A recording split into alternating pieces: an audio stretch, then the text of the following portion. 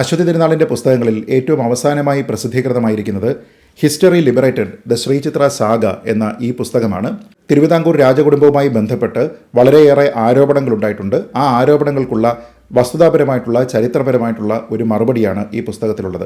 കേരളത്തിൻ്റെ സാമൂഹ്യാവസ്ഥ, ഇവിടെയുള്ള രാഷ്ട്രീയ ചർച്ചകൾ, ഇതെല്ലാം തന്നെ പിന്തുടരുന്ന ആൾക്കാർക്ക് എന്തുകൊണ്ടാണ് അശ്വതി തിരുനാളിൻ്റെ പത്മശ്രീ വിമർശിക്കപ്പെടുന്നത് എന്നതിനെക്കുറിച്ച് മറ്റാരും തന്നെ പറഞ്ഞു കൊടുക്കേണ്ട കാര്യമില്ല. കേവല സാഹിത്യം എന്നതിനപ്പുറത്തേക്ക് ചരിത്രപരമായിട്ടുള്ള, സാംസ്കാരികമായിട്ടുള്ള, വിശ്വാസപരമായിട്ടുള്ള, മതപരമായിട്ടുള്ള കുറേയധികം കാര്യങ്ങളെല്ലാം തന്നെ ഈ പുസ്തകങ്ങളിൽ അടങ്ങിയിട്ടുണ്ട്. ഒരുപക്ഷെ അശ്വതി തിരുനാളിനെ വിമർശിക്കുന്ന ആൾക്കാരുടെ ഏറ്റവും പ്രധാനപ്പെട്ട പ്രശ്നങ്ങളിലൊന്നും ഇതുതന്നെയായിരിക്കാം. എല്ലാവർക്കും നമസ്കാരം. കഴിഞ്ഞ ദിവസം കേന്ദ്ര സർക്കാർ പത്മ അവാർഡുകൾ പ്രഖ്യാപിച്ചു. കേരളത്തിൽ നിന്ന് പത്മഭൂഷൺ, പത്മശ്രീ അടക്കം സമ്മാനിതരായിട്ടുള്ള നിരവധി ആൾക്കാരുണ്ട്. നമുക്കറിയാവുന്നതുപോലെ കഴിഞ്ഞ കുറേ നാളുകളായിട്ട് പത്മ അവാർഡുകൾ പീപ്പിൾസ് പത്മ എന്ന രീതിയിലാണ് അറിയപ്പെടുന്നത്. സാധാരണക്കാരായിട്ടുള്ള ആൾക്കാർക്ക് പത്മ അവാർഡിന് ആൾക്കാരെ നോമിനേറ്റ് ചെയ്യാം. അങ്ങനെയുള്ള പേരുകളെല്ലാം തന്നെ ഒരു വിദഗ്ധ പാനൽ പരിശോധിച്ചതിന് ശേഷം അതിൽ നിന്ന് ആൾക്കാരെ തിരഞ്ഞെടുക്കുന്ന ഒരു രീതി കൂടിയാണ് കഴിഞ്ഞ കുറേ വർഷങ്ങളായിട്ട് പത്മ അവാർഡുകൾക്ക് വേണ്ടിയിട്ട് കേന്ദ്രം സ്വീകരിച്ചിരിക്കുന്നത്. അതുകൊണ്ട് തന്നെ കഴിഞ്ഞ കുറേ കാലമായി പ്രാഞ്ചിയേട്ടന്മാർക്ക് പത്മ ലഭിക്കുന്നില്ല എന്ന രീതിയിലുള്ള ഒരു പ്രചരണം സോഷ്യൽ മീഡിയയിൽ വളരെ ശക്തമായിട്ടുണ്ട് എന്നുള്ളതും നമുക്കെല്ലാവർക്കും അറിയാം. അതുകൊണ്ട് തന്നെ സാധാരണ രീതിയിൽ പത്മ അവാർഡുകൾ പ്രഖ്യാപിക്കപ്പെടുമ്പോൾ വലിയ വിവാദങ്ങളൊന്നും തന്നെ ഉണ്ടാകാറില്ല. പക്ഷേ ഇത്തവണ കേരളത്തിൽ നിന്നുള്ള ഒരു പത്മശ്രീ വളരെ വലിയ വിവാദമായിരിക്കുകയാണ്. പതിവ് പോലെ തന്നെ അത്തരത്തിലുള്ള വിവാദത്തിന്റെ മുൻപന്തിയിൽ നിൽക്കുന്നത് സോഷ്യൽ മീഡിയയിലുള്ള ആൾക്കാർ തന്നെയാണ്. അവർ കണ്ടെത്തിയിരിക്കുന്ന പ്രശ്നം ഒരു പത്മശ്രീ പുരസ്കാരത്തിലാണ്. അതിന് അർഹയായിരിക്കുന്നത് തിരുവിതാംകൂർ രാജകുടുംബത്തിലെ അശ്വതി തിരുനാൾ ഗൗരി ലക്ഷ്മിബായി തമ്പുരാട്ടിയാണ്. ശ്രീമതി അശ്വതി തിരുനാളിൻ്റെ ചില പ്രസ്താവനകൾ അടുത്തിടെ വിവാദമായിരുന്നു. അത് സോഷ്യൽ മീഡിയയിലടക്കം വളരെ വലിയ ചർച്ചകളുണ്ടായിരുന്നു. അത് മുഖ്യധാരാ മാധ്യമങ്ങളിലും സോഷ്യൽ മീഡിയയിലും അടക്കം ചർച്ചയായ കാര്യങ്ങളാണ്.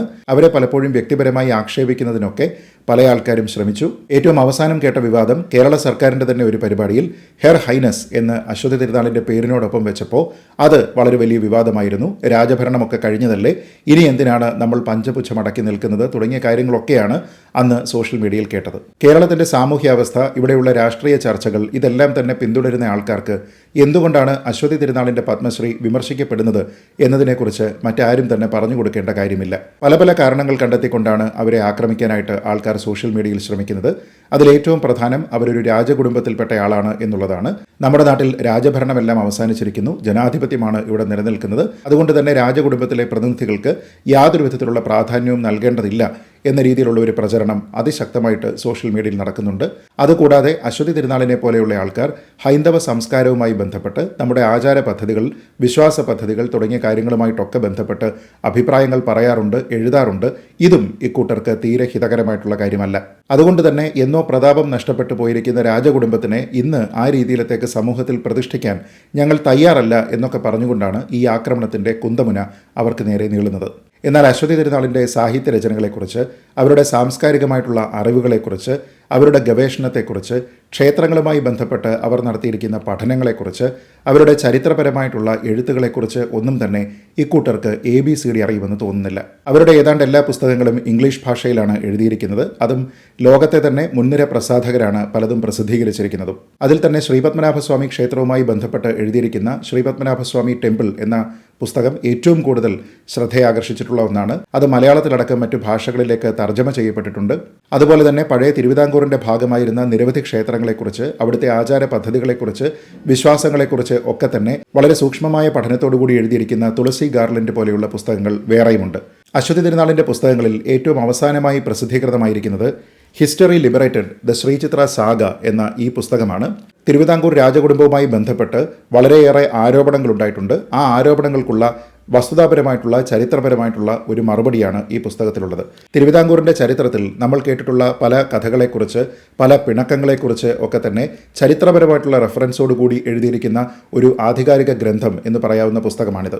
ഞാൻ തന്നെ നിരവധി ചർച്ചകളിൽ ഈ പുസ്തകത്തിൽ നിന്നുള്ള ഭാഗങ്ങൾ കോട്ട് ചെയ്തിട്ടുണ്ട്.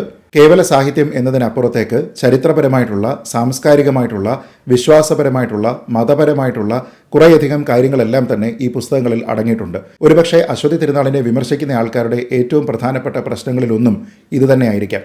എന്തായാലും നിങ്ങളുടെ ജനാധിപത്യപരമായിട്ടുള്ള അവകാശം ഉപയോഗിച്ച് അശ്വതി തിരുനാളിനെ വിമർശിക്കുന്നതോടൊപ്പം അവരെഴുതിയിരിക്കുന്ന ഗ്രന്ഥങ്ങൾ എന്തൊക്കെയാണ് എന്നും അതിൽ പറഞ്ഞിരിക്കുന്ന കാര്യങ്ങൾ എന്തൊക്കെയാണ് എന്നും അത് നമ്മുടെ സംസ്കാരത്തിനും ചരിത്രത്തിനും ഒക്കെ തന്നെ നൽകിയിരിക്കുന്ന സംഭാവനകൾ എന്തൊക്കെയാണ് എന്ന് അറിയാനും കൂടി ശ്രമിക്കുക. പിന്നെ പറഞ്ഞില്ലെന്ന് വേണ്ട, ഈ പുസ്തകങ്ങളിൽ ഏതാണ്ടെല്ലാം ഇംഗ്ലീഷിലാണ്, അതും നല്ല സ്റ്റാൻഡേർഡ് ഇംഗ്ലീഷാണ്. നമുക്കെല്ലാവർക്കും അറിയാവുന്നതുപോലെ അശ്വതി തിരുനാളിന് ഫോർമലായിട്ടുള്ള ഒരു എഡ്യൂക്കേഷൻ കിട്ടിയിരുന്നില്ല ആദ്യ കാലഘട്ടത്തിൽ. ആ സമയത്ത് വിദേശത്തു നിന്നുള്ള ട്യൂട്ടർമാർ കൊട്ടാരത്തിലെത്തി അവരെ പഠിപ്പിക്കുകയായിരുന്നു. അതിനുശേഷമാണ് പിന്നീട് ഫോർമലായിട്ടുള്ള ഒരു എഡ്യൂക്കേഷനും കാര്യങ്ങളുമൊക്കെ കിട്ടിയിരിക്കുന്നത്. അപ്പോൾ അതുകൊണ്ട് വളരെ സ്റ്റാൻഡേർഡ് ആയിട്ടുള്ള ഇംഗ്ലീഷ് തന്നെയാണ്. പിന്നെ പല പുസ്തകങ്ങളുടെയും മലയാള പരിഭാഷ തന്നെ ലഭ്യവുമാണ്. ഇപ്പോൾ ഞാൻ ഈ കാണിച്ചിരിക്കുന്ന ഹിസ്റ്ററി ലിബറേറ്റഡ് എന്ന പുസ്തകത്തിൻ്റെ തന്നെ മലയാള പരിഭാഷ ഇറങ്ങിയിട്ടുണ്ട് ഏതാനും മാസങ്ങൾക്ക് മുൻപ്. പിന്നെ ഇക്കൂട്ടരുടെയൊക്കെ രാജഭരണത്തോടുള്ള അതൃപ്തി കാണുന്ന സമയത്ത് തമാശയാണ് തോന്നുക. കാരണം ഇങ്ങനെ സോഷ്യൽ മീഡിയയിൽ പോസ്റ്റ് ചെയ്തിരിക്കുന്ന പല ആൾക്കാരുടെയും പ്രൊഫൈലുകൾ ഞാൻ നോക്കി. ഇതിൽ വലിയൊരു വിഭാഗം ആൾക്കാർ ജോലിക്കായി മിഡിൽ ഈസ്റ്റേൺ രാജ്യങ്ങളിൽ പോയി അവിടെ താമസിക്കുന്ന ആൾക്കാരാണ്. അതിൽ പല രാജ്യങ്ങളിലും രാജഭരണമാണ്. ആ രാജഭരണവുമായി ബന്ധപ്പെട്ട് അവിടുത്തെ സവിശേഷമായിട്ടുള്ള ദിവസങ്ങൾ, അവിടുത്തെ രാജാവിൻ്റെയൊക്കെ പിറന്നാൾ വരുന്ന ദിവസങ്ങൾ തുടങ്ങിയ ദിവസങ്ങളിലൊക്കെ തന്നെ ഇവരെന്തൊക്കെ പ്രകീർത്തിച്ചുകൊണ്ടാണ് രാജഭരണത്തിനെ, രാജാവിനെയൊക്കെ പ്രകീർത്തിച്ചുകൊണ്ടാണ് പോസ്റ്റ് ഫേസ്ബുക്കിലൊക്കെ ഇട്ടിരിക്കുന്നത് എന്നുള്ളത് തന്നെ കൗതുകകരമാണ്. അപ്പോൾ മറ്റൊരു രാജ്യത്ത് തങ്ങൾക്ക് ഇഷ്ടമുള്ള രീതിയിലുള്ള ഒരു രാജഭരണത്തിനെ അംഗീകരിക്കുകയും എന്നാൽ ഇവിടെ ഇന്നില്ലാത്ത ഒരു രാജഭരണത്തിനെ ആ പേരും പറഞ്ഞുകൊണ്ട് ആക്രമിക്കുകയുമാണ് ഇക്കൂട്ടർ ചെയ്യുന്നത്. അപ്പോൾ ഇതിൻ്റെ അസുഖം എന്താണ് എന്നുള്ളത് നിങ്ങൾക്ക് എല്ലാവർക്കും മനസ്സിലായിട്ടുണ്ടാകുമെന്ന് കരുതുന്നു. എന്തായാലും അർഹതപ്പെട്ട അംഗീകാരം ലഭിച്ച അശ്വതി തിരുനാൾ ഗൗരി ലക്ഷ്മിബായി തമ്പുരാട്ടിക്ക് എല്ലാവിധ ആശംസകളും അറിയിക്കുന്നു. ശ്രീ പത്മനാഭ ജയം. ജയ് ഹിന്ദ്.